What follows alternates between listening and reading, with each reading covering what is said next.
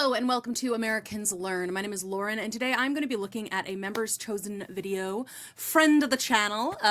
This is going to be The Great Places Erased by Suburbia, the third place. I'm not sure what third place they're talking about, but I'm sure I'll find out. And I've said before on this channel, I did grow up in a suburb.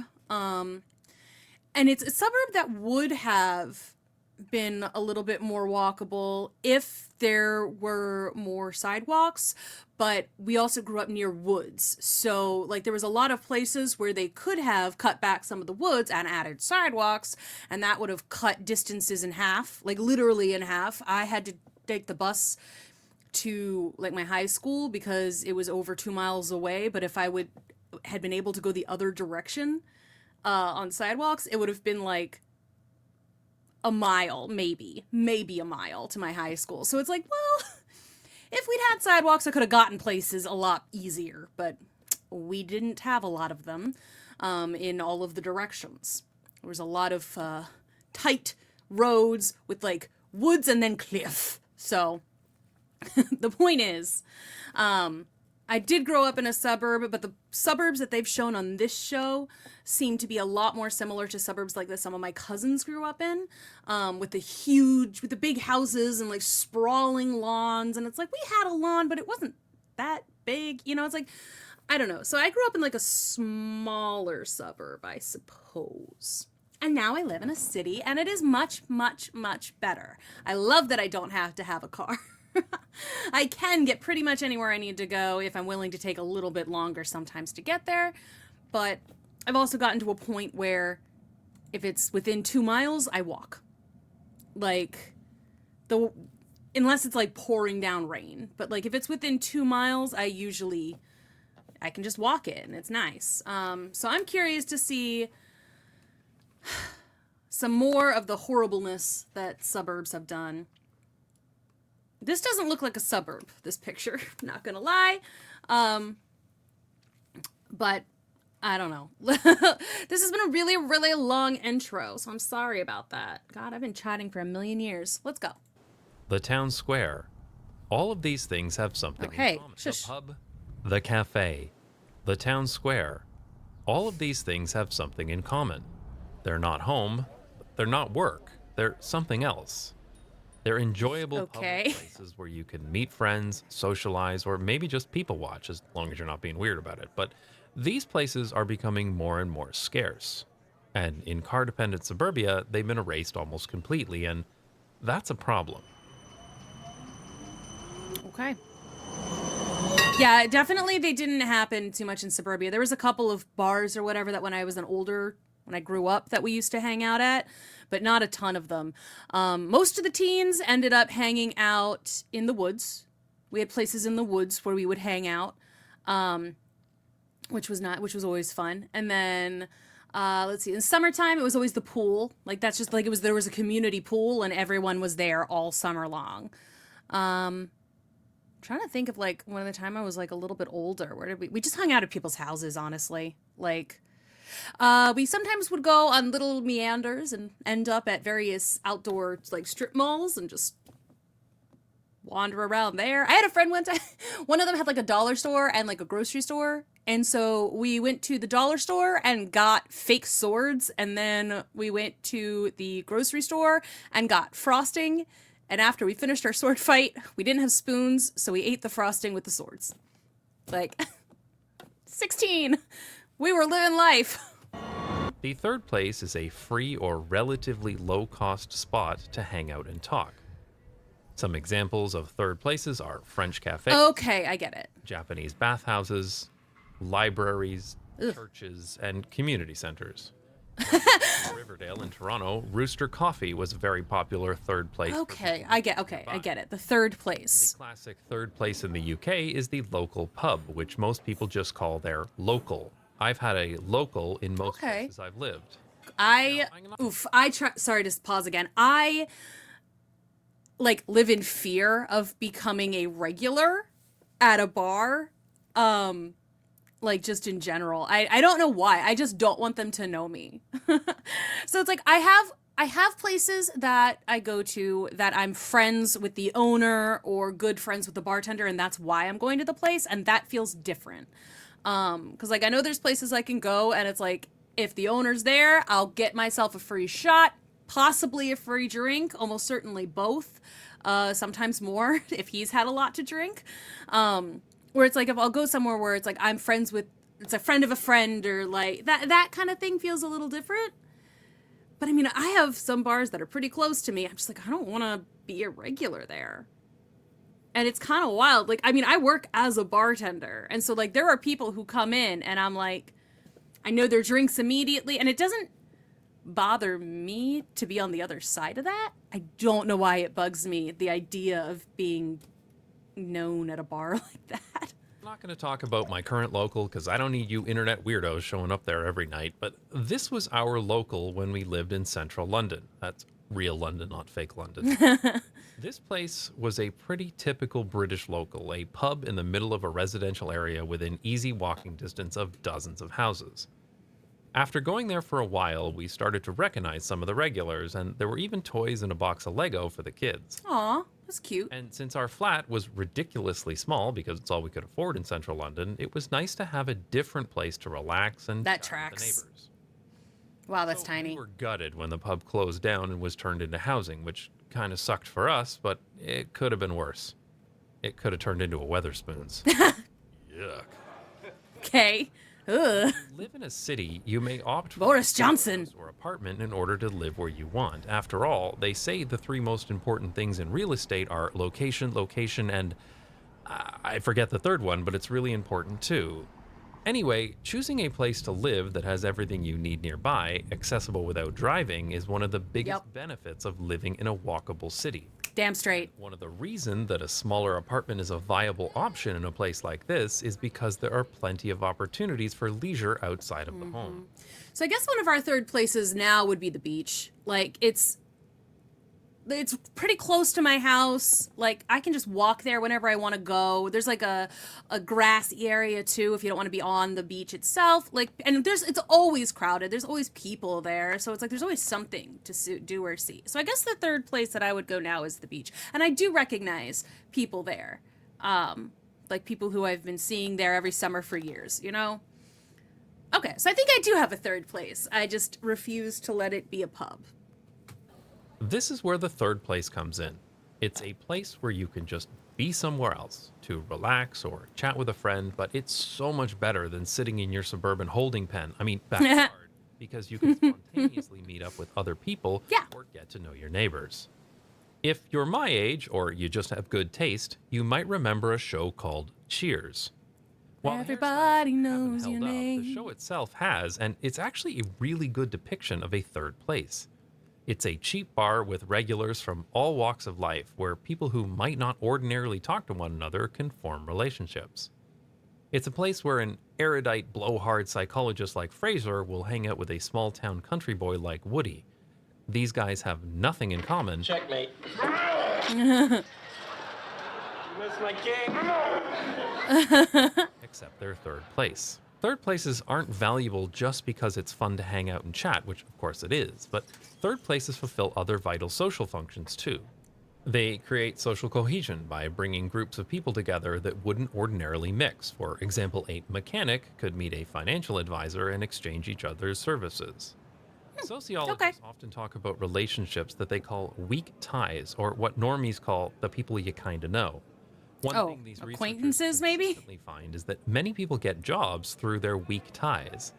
It makes sense when you think about it. I've heard about lots of job opportunities through acquaintances. Yeah, no, I've definitely gotten a job offer from a weak tie, and honestly, it was one of the first. It was a theater that I was working at for a little while, and like I got that gig because I served a couple at the restaurant I was working at, and I was like nice about it, I guess. And so the one person in this couple was like, I have a really weird request, and they asked for like salt around the rim of their beer glass for their Corona or something. I was like, that's not that weird. Like, I was worried that you were gonna have me like mix two things. I don't know. Like, I don't know what I thought she was gonna say, but like, I was like, oh, that's nothing. That's just a rimmed glass. That's totally normal. Like, honestly, I kind of want to try it now. But like, they had a daughter who worked at this theater, or like was friends with people who worked at the theater. And because I was nice this one time to this couple, and every time that they came in fairly often. And because of that, I hooked up with, I never even met the daughter. I met the daughter like a year after I got that job. Like, I never even met this woman. But because her parents vouched for me, I got contact with the people who worked at the theater. They were able to get me a job. And then like a year later, I met the daughter at another bar, which was so funny. Anyway, and also I got my first apartment here in Chicago because of someone I met at a bar. Happened to be sitting next at the bar. Was like, oh, I just moved here like 3 days ago. I'm looking for an apartment. And the bartender was like, oh, she's a realtor, pointing like the lady who was sitting down the bar. And then she got me my first place. So it's great. But when I'm just hanging out at home with my kids, nobody pops in to discuss my career objectives.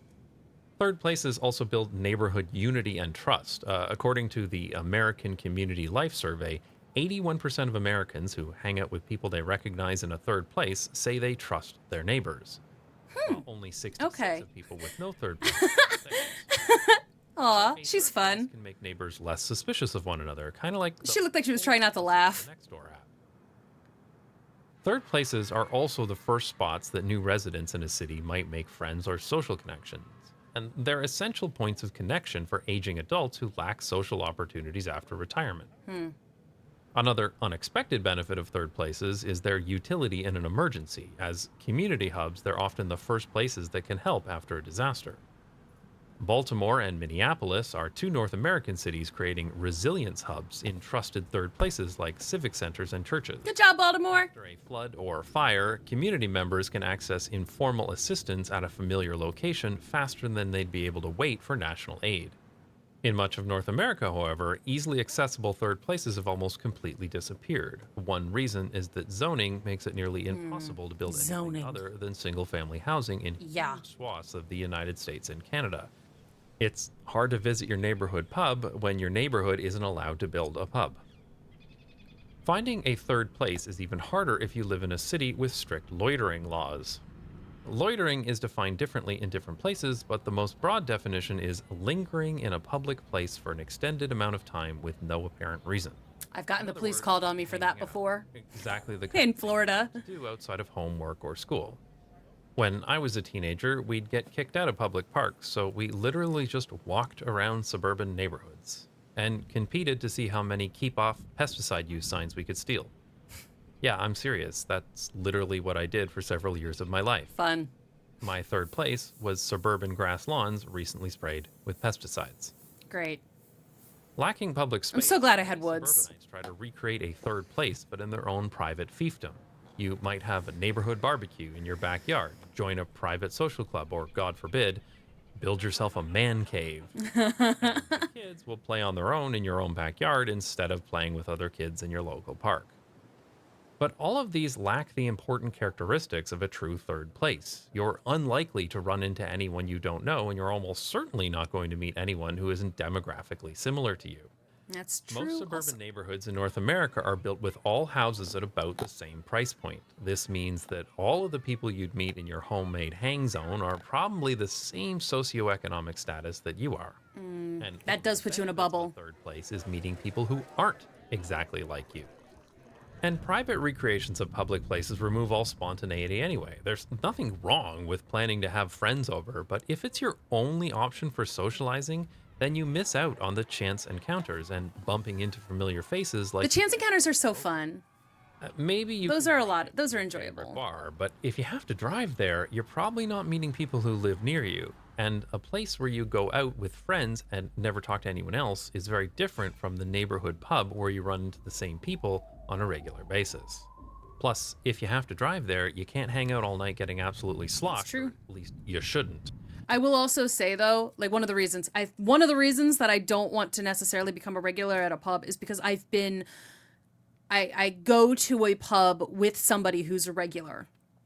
And the drama, oh my God, It's absolutely bonkers. And my friend is kind of involved with some of it tangentially, some of it like intimately. And I'm just like sitting there like, I don't want to know all of this. There's so much like interpersonal bullshit. And I'm like, this is scary. I'm like, I don't want to be known like that. And I don't want to be involved in this kind of drama because I thought I was done with that after high school. So the fact that exist places where people kind of still act like that and everyone is still so connected and they know everything that's going on in everyone's lives. And there's always like this, he hooked up with her and she like was also hooking up with him at the same time. And it was like, this is a lot. North America has a lot of problems with drunk driving due to its insane zoning laws, but that's a topic for a future video. Of course, Fair. the most famous suburban attempt at recreating a third place in Suburbia is the shopping mall. I hate them all. Whether you're a teenager who can't go anywhere without a driver's license or a senior who wants to go for a walk but your suburb has no safe sidewalks, the mall is the suburban alternative. I used to spend so much time at the mall. But we can't rely on malls as third places either. For one thing, a lot of malls are shutting down. Up to a quarter of them will be gone soon, according to some estimates. That does kind of suck. And their replacement, the big box store, is even worse. Yeah, they are. More importantly, malls don't do what a third place does. They are designed to be attractions that draw people from all over, not just from your local community, and therefore they don't build any kind of social cohesion.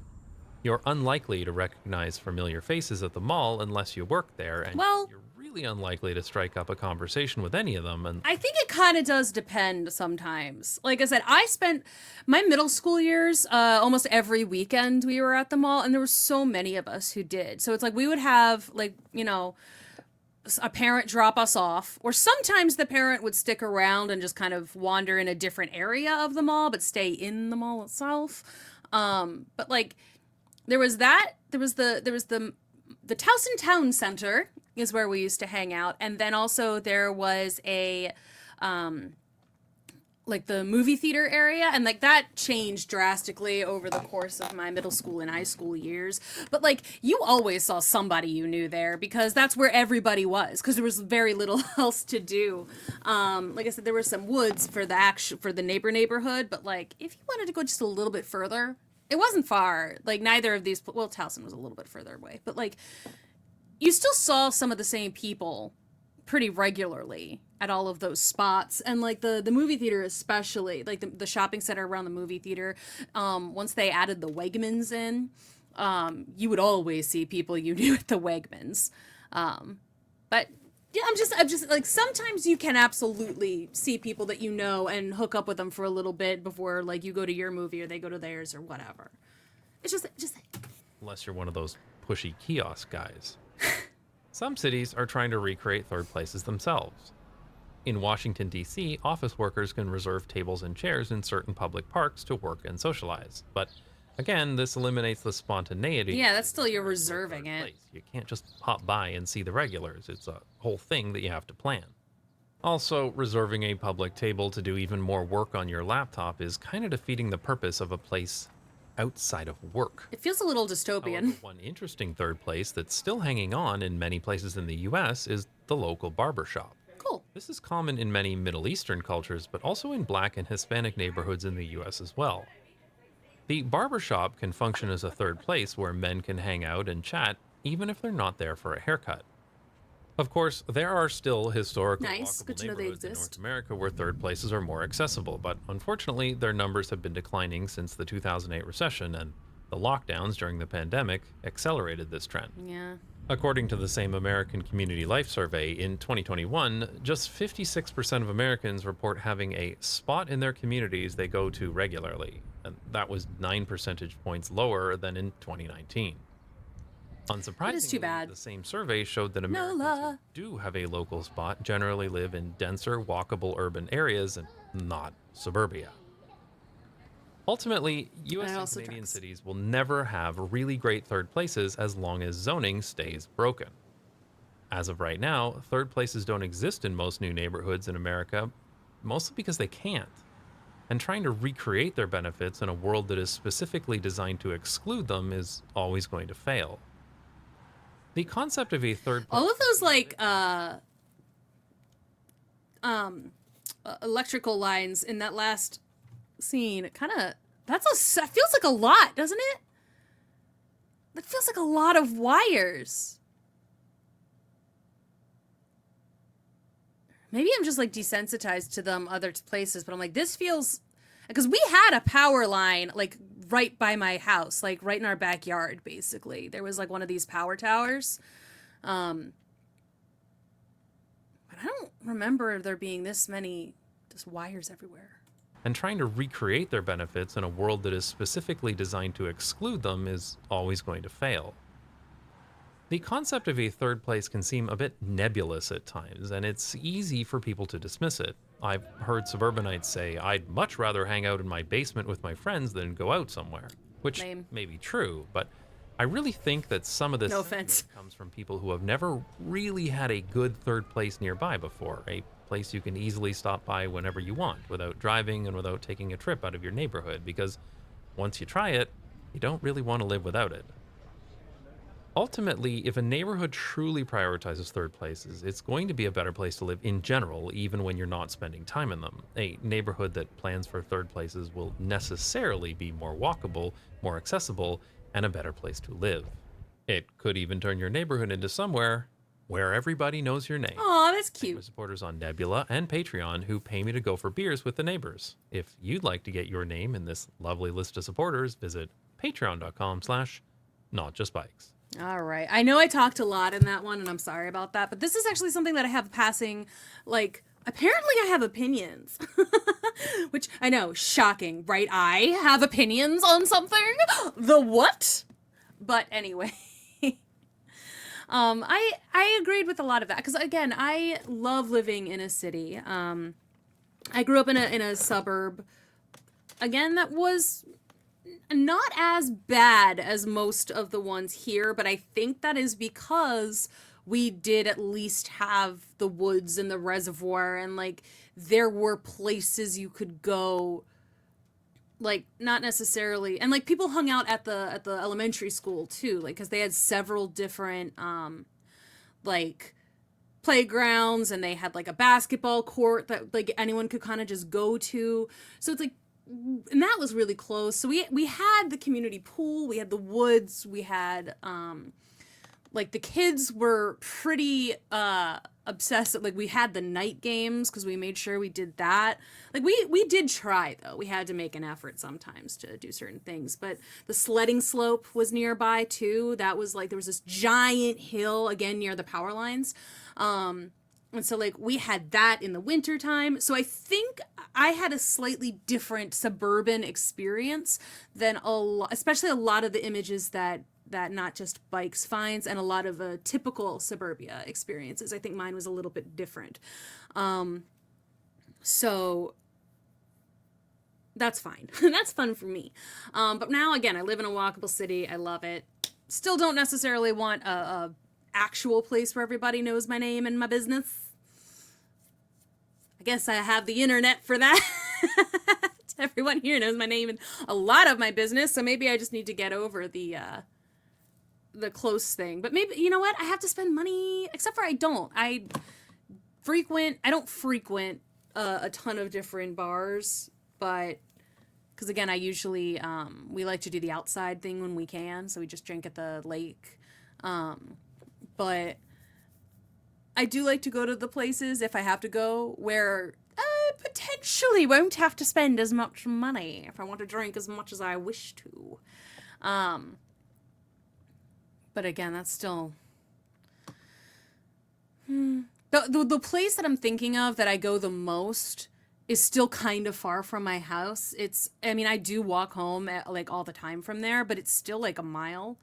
And there are places that are closer that I could probably do instead, but I don't.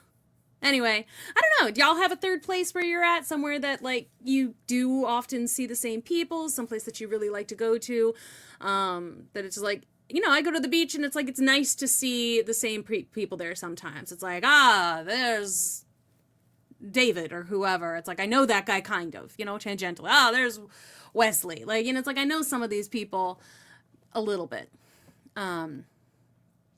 It can be nice. So anyway, Sorry for rambling so much. I do hope you still enjoyed the video, and let me know what I should look at next.